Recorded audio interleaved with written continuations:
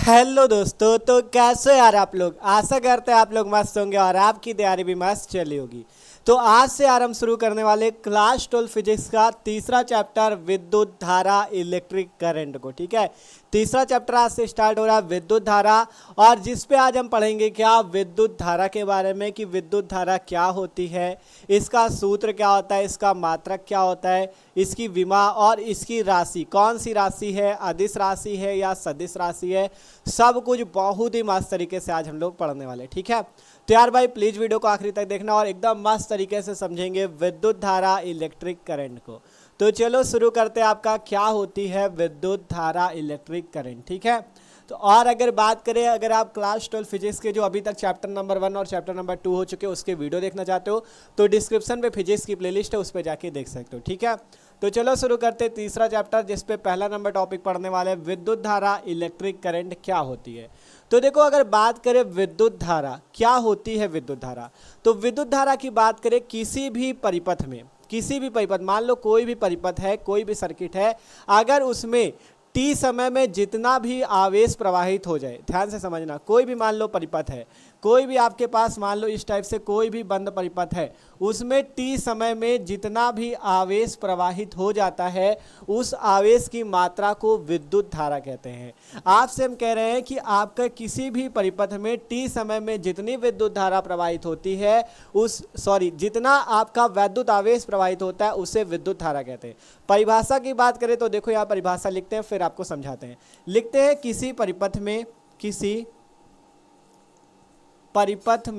ठीक है, परिभाषा समझना, किसी परिपथ में, ठीक है, किसी परिपथ में एक सेकंड में, किसी परिपथ में एक सेकंड में, किसी परिपथ में एक सेकंड में प्रवाहित आवेश की मात्रा, प्रवाहित आवेश की मात्रा को विद्युत धारा कहते हैं। ठीक है, प्रवाहित आवेश की मात्रा को विद्युत धारा इलेक्ट्रिक करंट कहते हैं, मात्रा को विद्युत धारा कहते हैं। ठीक है भैया, ये सिंपल सी परिभाषा है विद्युत धारा की। किसी परिपथ में एक सेकंड में प्रवाहित आवेश की मात्रा को विद्युत धारा कहते हैं, विद्युत धारा कहते हैं। ठीक है, ये एकदम सिंपल सी परिभाषा है 1 लाइन की आपका विद्युत धारा की, कि किसी भी परिपथ में एक सेकंड में प्रवाहित आवेश की मात्रा, कोई भी परिपथ हो या कोई भी चालक हो, उसमें एक सेकंड में जितना भी आवेश प्रवाहित होता है उस मात्रा को हम क्या बोलते हैं, विद्युत धारा बोलते हैं। विद्युत धारा को इंग्लिश में इलेक्ट्रिक करंट कहते हैं। ठीक है, तो किसी भी परिपथ में एक सेकंड में प्रवाहित आवेश की मात्रा को विद्युत धारा कहा जाता है। अब यदि मान लो, माना, ठीक है, माना किसी परिपथ में, माना किसी परिपथ में टी सेकेंड में क्यू आवेश प्रवाहित होता है, टी सेकेंड में क्यू आवेश प्रवाहित होता है, क्यू आवेश प्रवाहित होता है। ठीक है, अब मान लो अगर किसी भी परिपथ में टी सेकंड में कितना आवेश प्रवाहित होता है, क्यू आवेश प्रवाहित होता है, तब विद्युत धारा जो हो जाएगी, विद्युत धारा को आई से प्रदर्शित करते, आई बराबर हो जाएगा क्यू अपॉन में टी। ठीक है, जहां आई है विद्युत धारा। ठीक है, ये आपका विद्युत धारा का सूत्र होता है आई बराबर क्यू अपॉन टी। आप यहाँ पे चाहे तो आगे लिख देना, ठीक है, कि इसे आई से प्रदर्शित करते हैं, इसे आई से प्रदर्शित करते हैं। ठीक है, आई से प्रदर्शित करते हैं, आई से प्रदर्शित करते हैं। जब परिभाषा लिख देना कि किसी परिपथ में एक सेकंड में प्रवाहित आवेश की मात्रा को विद्युत धारा कहते हैं, उसके नीचे लिख देना इसे स्मॉल आई से प्रदर्शित करते हैं। अब माना किसी परिपथ में टी सेकंड में अगर क्यू आवेश प्रवाहित होता है, कोई भी परिपथ या कोई भी चालक है उसमें अगर टी समय में क्यू आवेश की मात्रा प्रवाहित होती है, तब आपका वैद्युत धारा हो जाएगी आई बराबर क्यू अपॉन में टी। ठीक है, आई बराबर क्यू अपॉन में टी। अब बात करें, जैसे यहाँ पे परिभाषा बनी थी, किसी परिपथ में एक सेकंड में प्रवाहित आवेश, अगर यहाँ पे टी का मान आप एक सेकंड कर देते हो, टी का मान एक सेकंड कर देते हो, तब आई बराबर क्या हो जाएगा, क्यू अपॉन में 1, क्योंकि टी का मान 1 हो जाएगा, तो आई बराबर क्यू अपॉन 1, या सीधा सीधा कह सकते हो आई बराबर क्यू। तो यही से परिभाषा बनती है, एक सेकंड में प्रवाहित आवेश की मात्रा को विद्युत धारा कहते हैं। किसी भी परिपथ में एक सेकंड में प्रवाहित आवेश की मात्रा को विद्युत धारा कहते हैं।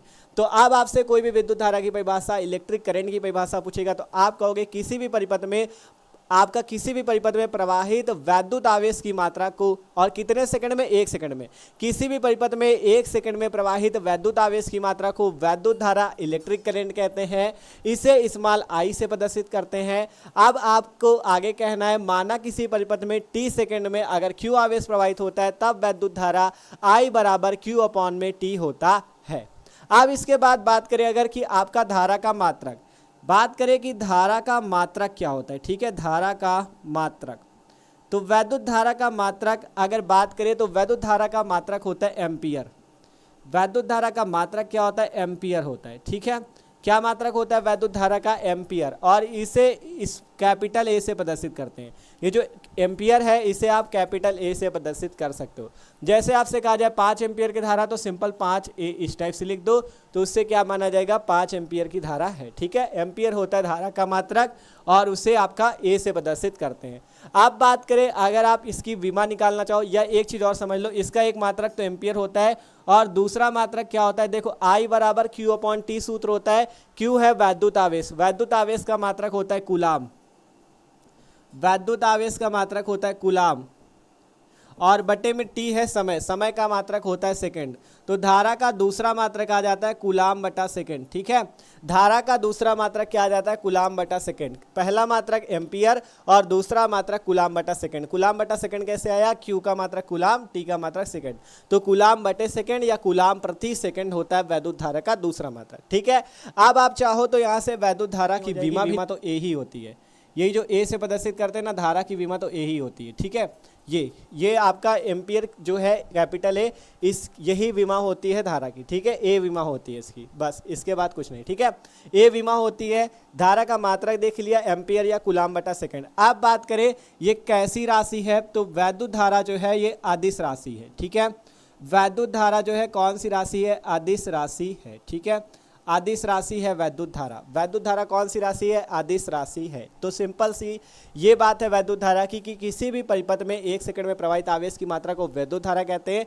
फिर कहा गया माना किसी परिपथ में t सेकंड में q आवेश प्रवाहित होता है तब I बराबर q अपॉन टी, जहाँ I धारा, q आवेश और t समय है। अब बात करें मात्रक धारा का, तो धारा का मात्रक एम्पियर होता है या कूलाम बटा सेकंड होता है। विमा इसकी ये होती है कैपिटल ए। राशि है कैसी है, अदिश राशि है। ठीक है, वैद्युत धारा जो है अदिश राशि है।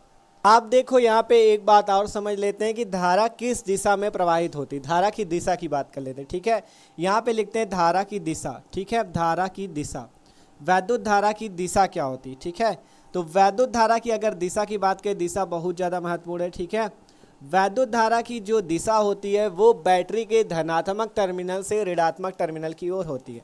लिखते हैं वैद्युत धारा की दिशा, वैद्युत धारा की दिशा बैटरी के धनात्मक टर्मिनल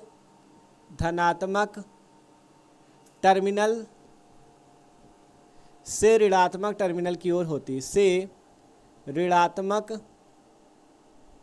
टर्मिनल की ओर होती है। ठीक है, ऋणात्मक टर्मिनल और धनात्मक टर्मिनल समझ रहे होगे आप लोग, ऋणात्मक टर्मिनल की ओर होती है। ठीक है, इसको अभी समझाते हैं आपको, होती है। ठीक है, आप मान लो आपके पास कोई भी वैद्युत परिपथ मान लो इस टाइप से आपका बना हुआ है। ठीक है, यहाँ पे आपका बैटरी लगी हुई है इस टाइप से। ठीक है, बैटरी पे आपको पता है 2 टर्मिनल होते हैं, एक प्लस होता है दूसरा माइनस।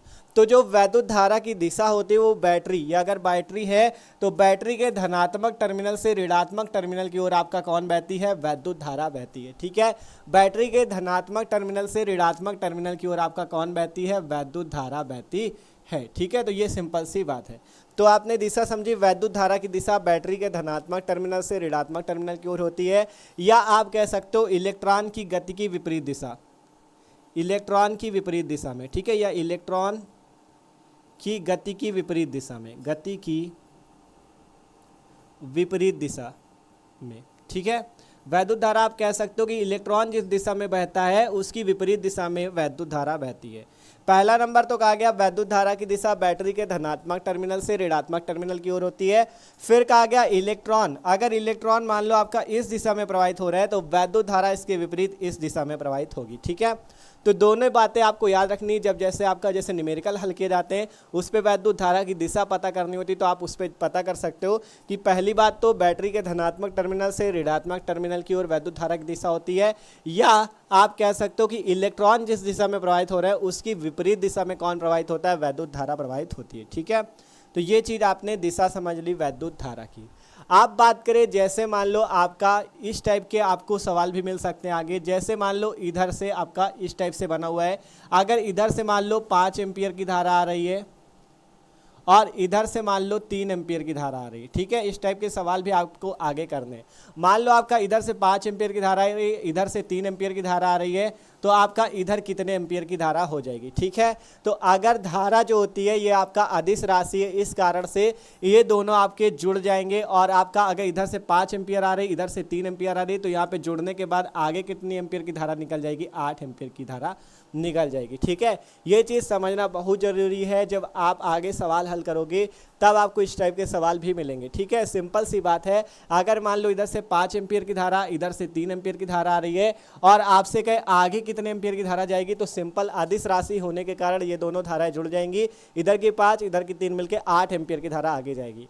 अब मान लो इसी टाइप से हम आपसे कहें, मान लो इधर से 4 एम्पियर की धारा आ रही है और इधर से, ठीक है, धारा की दिशा बना देते हैं, ये 2 एम्पियर की धारा इधर से जा रही है। ठीक है, इधर से 4 आ रही, इधर से 2। अब अगर इधर आपका 1 एम्पियर चली गई तो अब इधर कितनी वैद्युत धारा बचेगी ये आपको बताना है। ठीक है, ध्यान से देखना, इधर से 4 एम्पियर की धारा आ रही है, इधर से 2 एम्पियर की, अगर इधर 1 चली गई तो आप बताओ इधर कितनी धारा बचेगी।